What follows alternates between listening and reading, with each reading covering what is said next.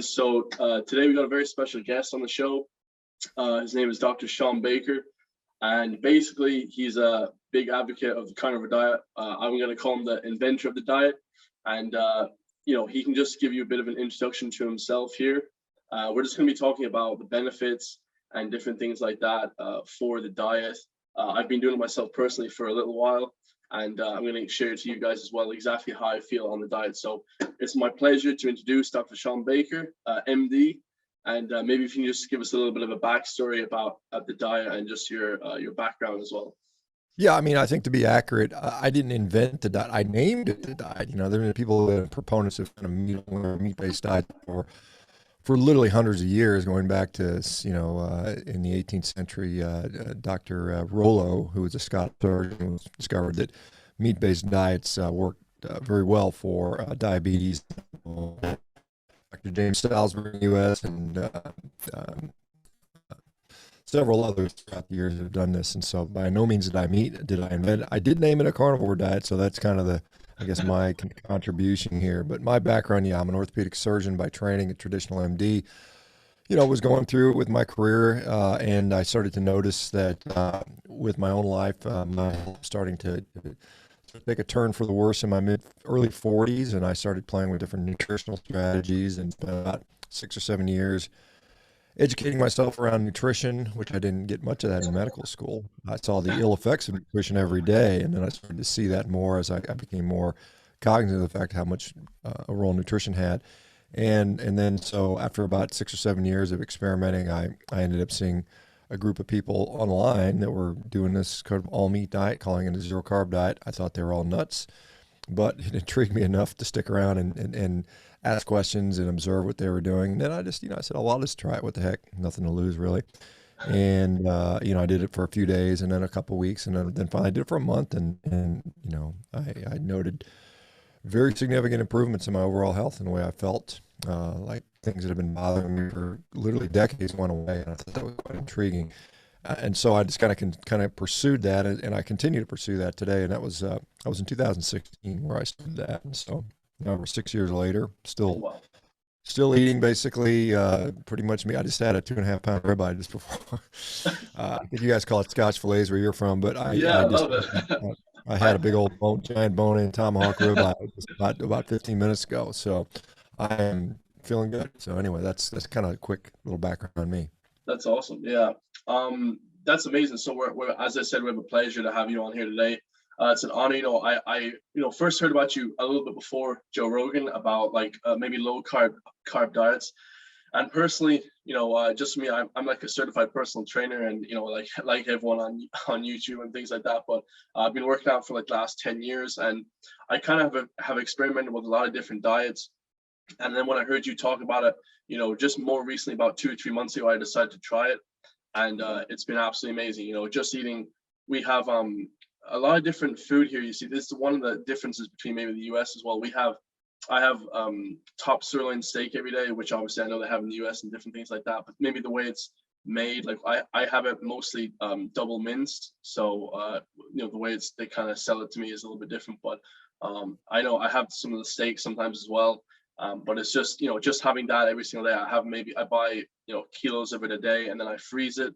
I kind of prefer to eat maybe like that every single day, and just a few eggs if I'm trying to cut or lose. But I've lost maybe 10 pounds because I've been trying to lose, and just, got really fit as well. I feel like even my cardio has increased like dramatically to what it was. I used to be like 240 pounds. I'm like 6'2", and then I've cut 10 pounds, and just low carb in general is really amazing for me because I've never tried it, my whole 10 years of training, but I definitely don't wholly contribute to the low carb. I definitely think that just eating the mainly the meat has really contributed to like being able to stick to the diet as well. So it's been really, really beneficial for me. So I'll just start off with a couple of questions. So I guess the major question is, how do we lose weight? Because a lot of people here in Ireland, we actually just got, voted number 2 in Europe for the, fattest, most obese country in Europe.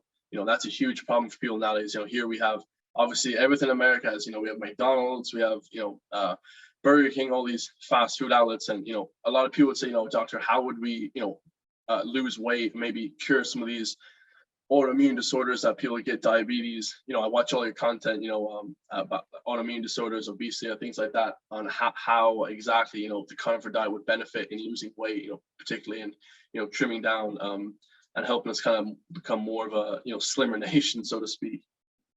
Well, yeah, there's a lot in those questions, and I mean, it's just with the weight loss question, very many people find that going on a carnivore diet is very effective for weight loss for potentially several reasons. One is the food is very satiating, and there's a sort of a we know that, for instance, carbohydrates tend to not be as satiating as other foods. The satiety index is worse for most carbohydrates, and we see that in hormones like cholecystokinin and GLP-1 and peptide YY, things like that, where they produce a satiety effect, but carbohydrates tend to limit that effect. So you tend to overeat with carbohydrates, or at least many people do. Not all people do. The other thing is meat-based diets tend to be higher in protein than the standard, sort of mixed diet, and protein will have a limited effect on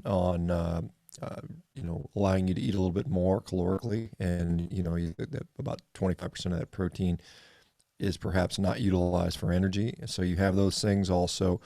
I think that you just have better bioavailability sources of nutrition, and that may produce an additional satiating phenomenon. All that's unclear. There are some studies that suggest that low carb diets provide a slight energy advantage, as far as metabolic advantage. Well, that's very much controversial.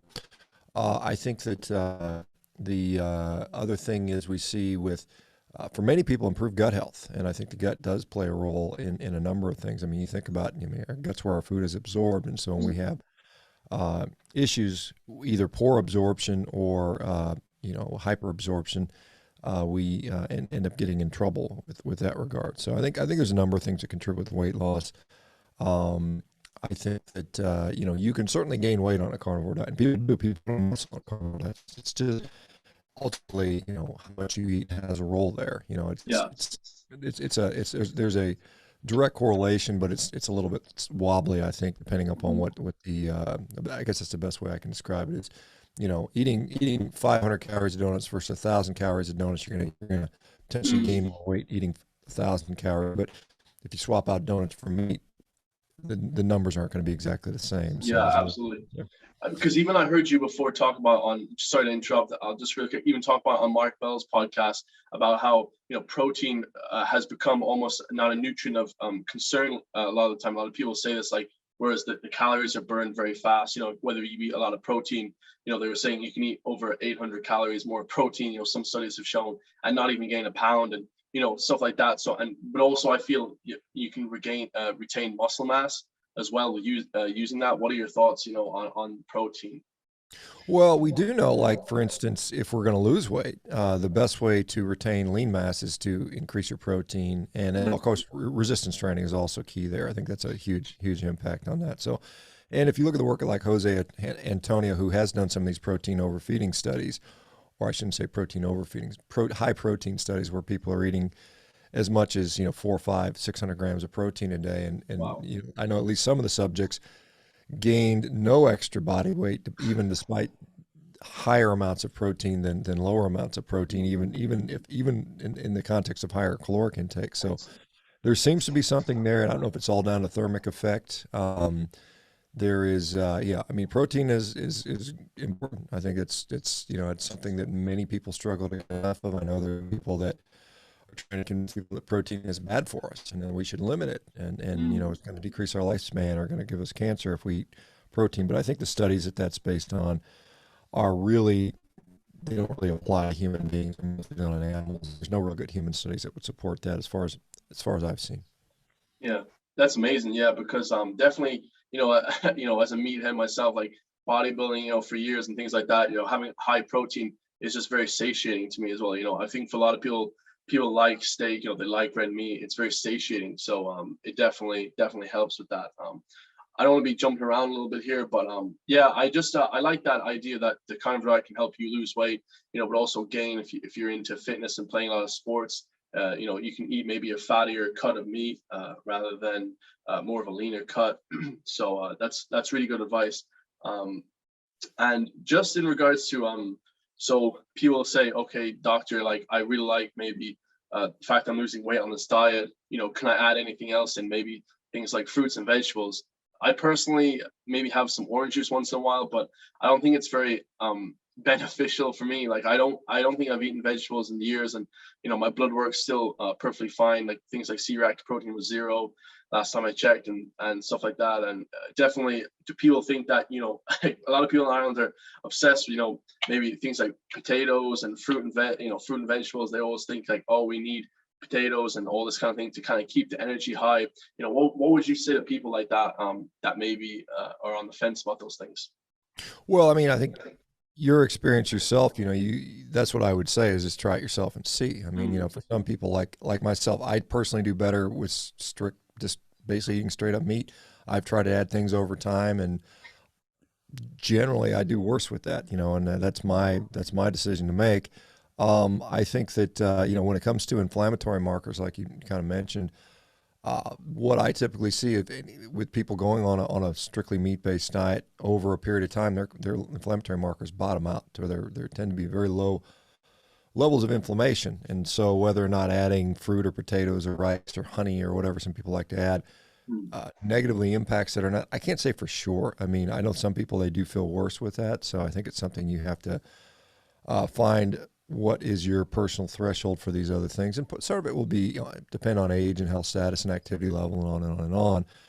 And so it depends on who you're talking to. Quite honestly, I think fit probably handle a lot higher carbohydrate content than someone who's maybe not in that situation or is older. I know as I get older and older, I'm in my mid 50s now. I still train hard, but I just do better, without the extra carbohydrates in there. And so that's been my experience. I'm not opposed to trying and doing that. And I often encourage people to, because ultimately that's something that's going to be sustainable for you over the long haul. And I think the biggest lesson I like to sort of impart is that meat is a health food, and red meat is a health food. And you should eat it with as much as you want, eat as frequently as you want. It's not going to kill you. It's not going to harm you. Mm. And when you kind of make that sort of cognitive leap, then I think it's just a lot easier to stay healthy.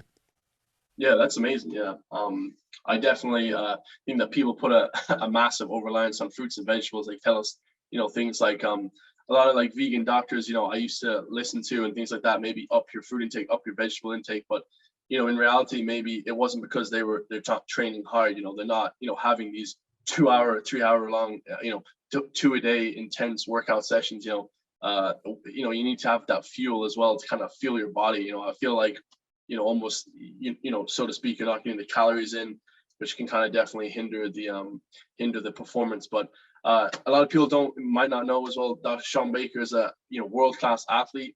I saw your deadlifts 770, and that's crazy to me. A lot of people out there wondering, does Shawn Baker have credentials when it comes to weightlifting? Guys, he's a world class athlete, so definitely a lot of knowledge in that area. And would you say, like, in terms of different diets, when you exercise, even now to maybe a few years ago when you had a different diet, when you were bulking up, you said to 280 and things on Mark Bell's podcast.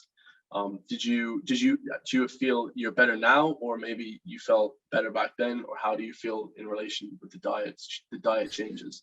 Well, I mean, there's definitely a relationship on how big you are and how strong you are. So if we're looking at that metric, whatever allows you to put on the most weight, and we know that, like I mentioned earlier, carbohydrates drive appetite more so, Yeah. or limit satiety more so than other things. So I think it's easier to put on size when you include carbohydrates in the diet. But when it comes to building muscle, I mean, the data is very clear. You need adequate protein. You need leucine in particular.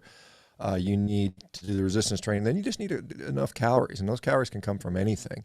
They can come from protein. They come from fat. They come from carbohydrates. Now, carbohydrates tend to be easier to eat more. So, I mean, and there's an advantage with that. But as far as strength wise, I mean, my strength to weight ratio now is as good as it's ever been. I'm mid 50, 55, soon to be 56, and I'm still, from where I'm at, I'm down to, it's kind of funny. I know you guys, I think you guys use stone over there. I was 17 stone Oh 2, I think, this morning. So right at 240 pounds. And it's funny, my little scale at home switched somehow for some reason. I don't know why it did that, but I was like, oh, I remember when I used to live in New Zealand. But Oh yeah. um, I, yeah, I mean, I find that my recovery is better.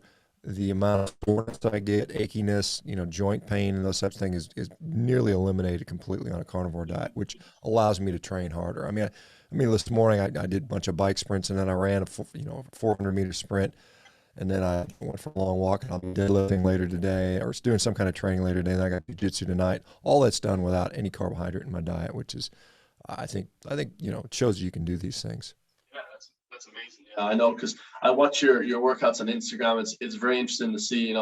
I try and play around with different workouts. I know you played rugby down in New Zealand. I was watching an interview with another MD yesterday, and he was like talking to you about that. Just in regards to supplements. A lot of people were asking me to ask you.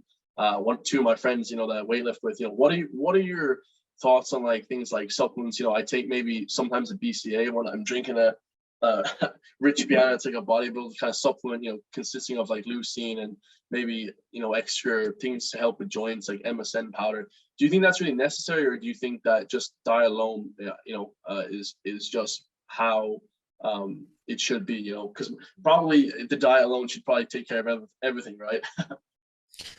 I mean, I'll just tell you what I do. I don't take any supplements. I mean, the only thing I would consider a supplement is salt, basically, an electrolyte and salt. But I mean, other than that, I don't, I think, on a carnivore diet, your need to get extra amino acids or creatine or something like that is pretty. I mean, it's not going to add much, if anything, Yeah. to it. It's kind of waste. Depending on what diet you're on, these supplements might have a better impact. But I think for most people eating a high quality animal diet, you're going to cover pretty much all your needs, including those for performance for the most part. Mm. So I can't, outside of the unique situations, I can't really suggest that everybody should take this particular supplement if they're on a carnivore diet. Because what I found is most people don't require any. And I mean, there's Yeah. exceptions here and there, but I don't. Like I said, you mentioned. I mean, I've been able to break world records without supplements. So I mean, I Yeah. think that should say something. I think. Because I heard Shawn, I've heard Stan Efferding talk about in an interview as well with you guys that if you're Mhm. on a vegan diet, maybe adding some some creatine will Yeah. help you a little bit. But if you're already getting the adequate amount of creatine from the food, I mean, what is really the point? So it does make sense. Yeah, absolutely. I think, if you are on a plant-based diet or a vegan diet, yeah, you're going to be probably benefiting a lot more from supplements because you're missing out on a whole bunch of nutrients. And it's Mm, not just B12. There's, like things like carnosine, carnitine, creatine, mm, taurine, anserine, on and on. Vitamin, D3, vitamin K2, all these things are challenging, not impossible, but very challenging to get appropriately on that type of diet. So you might find yourselves needing to take, 10, 12, 15, 20 different supplements, or you could just eat a friggin' steak and eggs and you'd be fine. I mean, I love it. It's more simple, more easy to follow. I remember I heard you talk about in an interview as well, and this one really struck me as well. It just you said it so perfectly. Where basically, if you basically talk with Mark Bell and you were describing if someone is hungry, and your body is saying, I want nutrients, maybe I want some protein, magnesium, maybe I want something like that. Then instead, what you're doing is you're giving your body maybe carbohydrates, something that's not, nutrients, but you're fueling yourself, but you're not. So you're gaining weight, maybe getting more body fat, but you're not actually getting any nutrients to like train or, so you're going to continually feel hungry. I love that, what you said.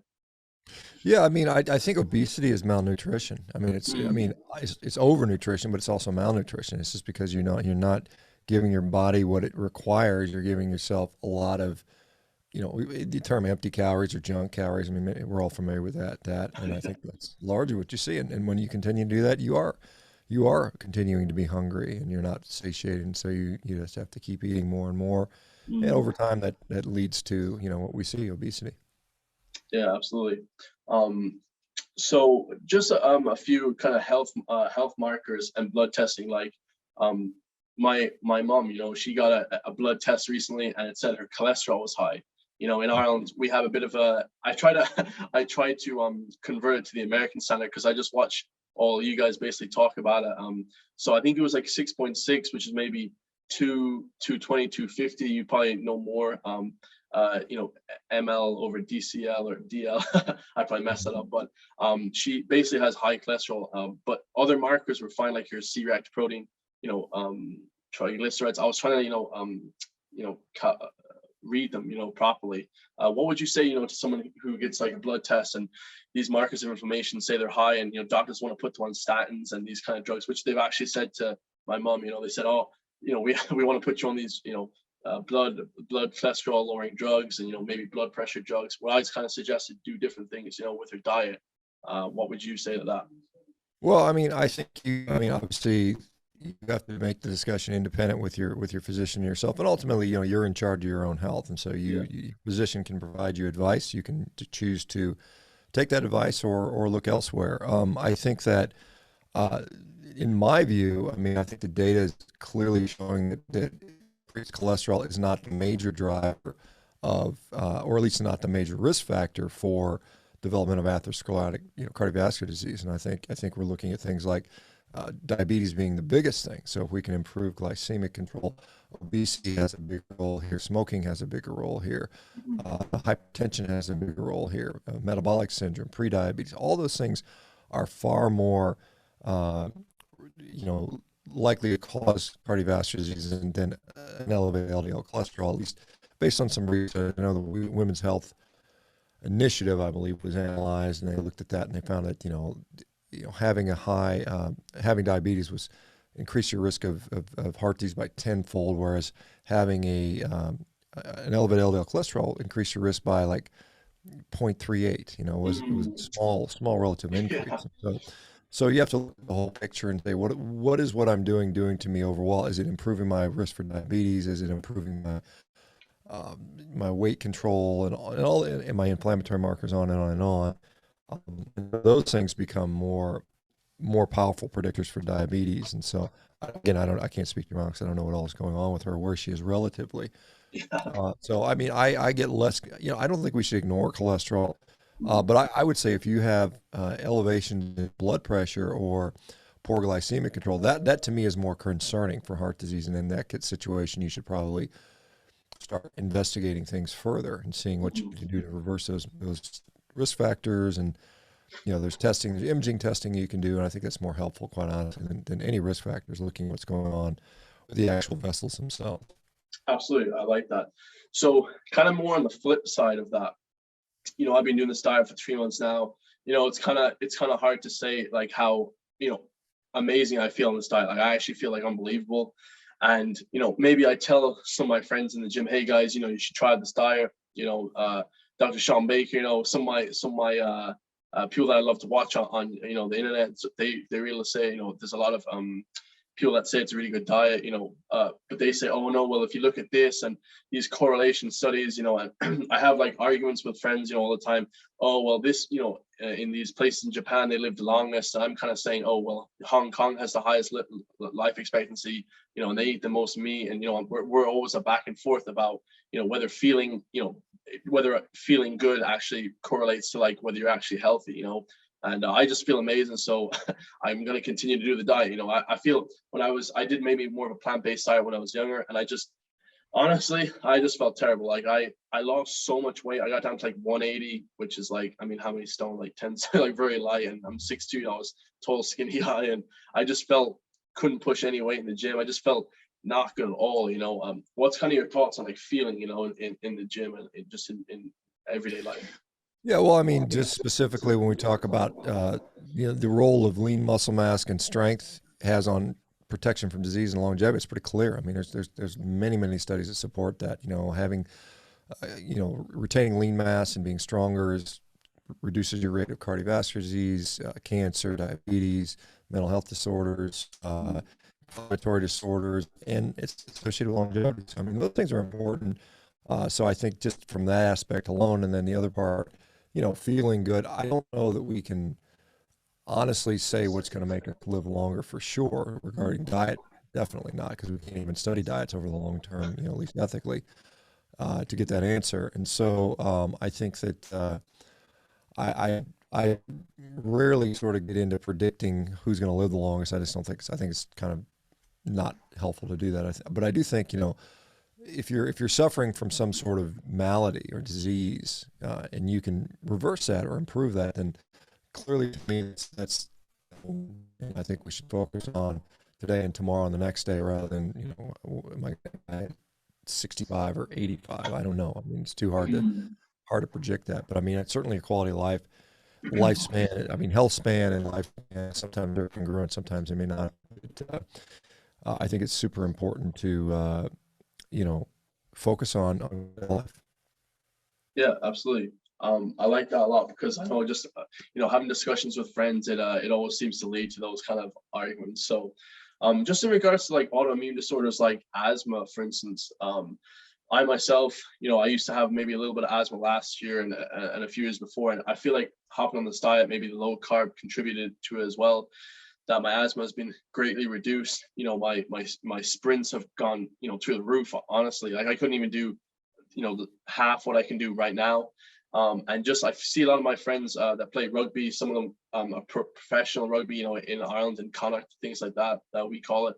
And they all have asthma. A lot of them have asthma. Maybe would you say is that a weight thing, or could diet kind of help that, or just autoimmune disorders? It definitely could help with that as well. Yeah, I mean, many asthmas are autoimmune related, which is something which is interesting, and diet does appear to play a role in autoimmune disease, at least in my experience. And I've seen a lot of improvement in various autoimmune diseases with a carnivore diet, whether it's psoriasis or Mm. Crohn's disease, ulcerative colitis, some of the thyroid diseases, mental health disorders, rheumatoid arthritis, on and on and on. So diet does appear to have a significant immunity, and many people report very significant improvements in asthma by changing to a meat-based or a carnivore diet for sure.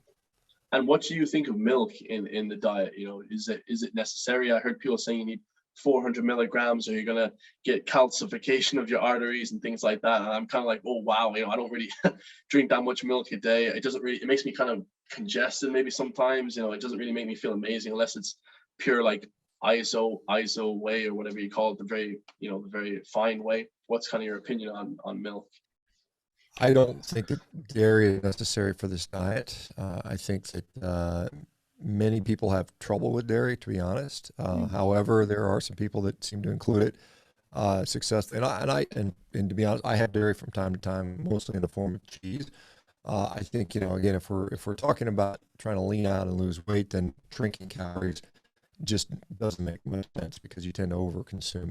It's very easy to get a lot of calories in liquid form, Yeah. whereas whole foods are harder to do than make calories. So, I just reviewed a study out of Sweden looking at dairy consumption for disease, and they showed basically that more dairy, at least in Sweden, resulted in less heart disease, which is kind of an interesting study. And there's several to support that study, which showed basically all of Europe that dairy consumption was associated with lower rates of cardiovascular disease. So I think it depends on your tolerance.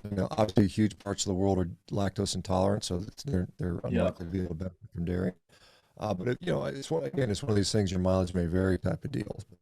I usually tell people keep limit it, see how you do with it, and then I think it becomes. But I mean, as far as the calcium is concerned, some people too when they get heavy on the calcium, all they end up doing is calcifying their vessels. Hmm. And it's interesting when you exclude plants from your diet and fiber and all these sort of things that bind up minerals like oxalates and other things, then your calcium absorption goes up. And higher protein diets we know also increase calcium absorption. So I think the requirements probably go down on a meat-based diet, and the absorption and bioavailability kind of goes up. So I don't know that dairy is necessary. In fact, there are many people that have gone for years without dairy on this diet, and including some of the circumpolar populations, like the Inuit and some of the others that really don't have access to it or don't choose not to use it.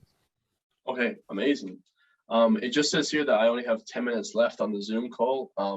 Would that be Okay. okay? I'll just cut it. That's okay with you? I don't want to hold you up for too long either. Yeah, that's fine. Yeah, let's keep going for another. We can do another Sure. 10 minutes. I could talk to you all day, doctor, so many questions, but here, basically mental health is a big problem, in Ireland, especially where I live. Maybe I live in the west of Ireland, so kind of small city, and a lot of people have mental health disorders. How does that's a huge, like, suicide is quite high, obviously since last year as well, people being inside all the time. Do you think there's a correlation between diet and mental health? That's a quite a big one that a lot of people talk about here. There's a lot of money being pumped into this, like vitamin D, things like that. Do you think what would you think is the best way to maybe help solve maybe some of those problems using diet, or if there is one? Well, I mean, clearly diet does play a huge role in mental health. I mean, it's just like any other organ in our body. Our brain is affected by what we eat, just like our heart is and our liver is and everything else. And so, there's I'll point to the work of guys like Chris Palmer out of Harvard University, who's been using low ketogenic and carnivore diets with things like schizophrenia and depression and some other diseases and having good results. And so I've seen, again, within the cohort that I interact with, I've seen tremendous improvements in mental health with going to a high quality animal diet relative to something else. And so we see a lot of, I mean, there's a number of studies that, associate plant-based diets, vegetarian and vegan diets with higher rates of depression, anxiety. We know that, for instance, low cholesterol has been associated with suicidality, violence, depression, and those things as well. So diet plays a role. I continue to see literally one of the major effects on people going on to a meat-based diet is they to see an improvement in their mental health issues, whether it's depression, anxiety. We've had people with bipolar disorder, borderline personality disorder, PTSD, Tourette's syndrome, ADHD, autism. All these things note significant improvements by changing the diet. So yes, it clearly has a role. Yeah, that's amazing. Yeah, I always say definitely a lot of people that diet definitely plays a huge role. One of the last things I'll ask is just basically about your time in the military. We're very admirable of the U.S. And their military and things like that. I know you served in the Air Force. You talked about, and I have more of a random question. Like, I read a study before, or a thing that's happening, that they're trying to get more of military members in the U.S. to switch to more plant-based to maybe help with performance or something. What was your kind of diet in the military, and how did you think it affected you, or something you could tell me something interesting about that as the last question? Well, I was in twice. I served in two different capacities. The first time, from 1992 to 97, I worked as a nuclear weapons launch officer. So I Awesome. had my finger on the trigger for the nuclear bomb. And then later from 2006 to 2011, I went again, and this time as a surgeon. So I went and did, a lot of trauma surgery, particularly in places like Afghanistan. Wow. My diet for most of that time was just kind of a standard mixed diet. I didn't really have a focus. I didn't really get into diet until Mm. probably a little bit after that. But I did, I know one time when I was in Afghanistan, I tried to lean out while I was there, and it was. I mean, you certainly do it, but I mean, I know they had a lot of. They had just contract. KBR was our contractor, and they just had all kinds of junk food everywhere, and Yeah. people getting huge and fat on deployment. Mostly the Twinkies. civilian, mostly the civilians that were there. We had a lot of civilian contractors that were really big. Mm. Um, yeah, I mean, but does it have a role in performance? Yes. I know the military. I mean, I know some of the special forces have been playing with ketogenic diets for Mm. performance. I don't know. I mean, there probably is somewhat of a push towards plant-based, which is going to be unfortunate. I mean, it's Mm. not going to help. It's not going to help. Uh, well, if obesity is a problem, it might help. And I think plant-based Yeah. diets can help people with obesity, but it comes with the double-edged sword of losing muscle mass and digestive problems and mental health issues and all those types of things. And so I don't know if the trade-off is worth it. I think a high quality animal based diet is going to provide far better results. And so maybe we'll get there. I don't know. I'd love to see somebody in the military take that stand. Hopefully it'll happen. Yeah, absolutely. I appreciate that. Yeah, it was very interesting to hear, because I know I love like watching military documentaries and things like that. So I know listening to you talk about it is very interesting as well. Um, so maybe just a very last one, just in terms of people's genetics. Do you think that people maybe are somewhat more genetically inclined to have certain diets? Someone asked me that on YouTube, to ask them that. I don't know. I don't really understand even the question, but does genetics play a role in how healthy you're going to be, maybe on a diet, or what you are more accustomed to? Like, are some people maybe from different areas of the world, Africa, Europe, maybe South America? Do they work better on different diets or something? Yeah, I mean, I think there is going to be some impact on that. I mean, I think, if we look at, like, just for instance, we gave the example of dairy. I mean, some people tolerate lactose, some people don't. That Yeah, has a genetic, implication there. We know that people like living in Scandinavia, they consume a lot of dairy. It suits them pretty well. I think all human beings, all healthy, normal human beings, would do well on meat. I mean, I think it's a mm, food that we've had, all of us, no matter where we are in the world, yeah, we had meat in our diet. Doesn't, there's no cultures or absolutely. societies have ever existed, over a period of time without meat in the diet. So meat is probably part. Now beyond that, once you start getting in, who can tolerate certain grains and who can tolerate higher carbohydrate percentages, I think that's where you start to see some of these genetic markers or cultural differences probably do play a role. So I think it's more in line of what else you can tolerate beyond meat that becomes a role with genetics. But I think, meat is a very safe baseline food for just about any population, depending wherever you're from, and then what you can tolerate beyond that. Yes, it'll probably have some bearing on that. Mm. Okay, absolutely.